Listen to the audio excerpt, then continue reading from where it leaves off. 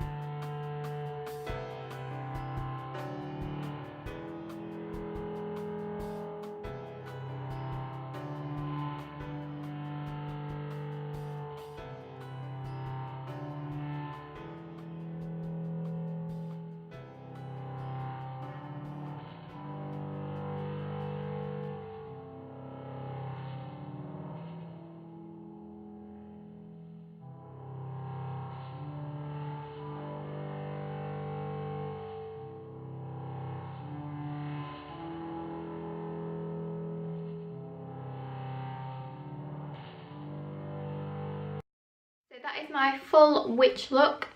It's super dark, but it is so effective for Halloween. Or even I suppose just for a night out if you really want to go this extreme with the eyes and everything. It's certainly a little bit different. And like I said, everything will be linked down below if you want to get the dress or anything, or even just some of the makeup, as I think it goes so well all together. So I hope you like this look, and I'll see you soon with another video. Bye!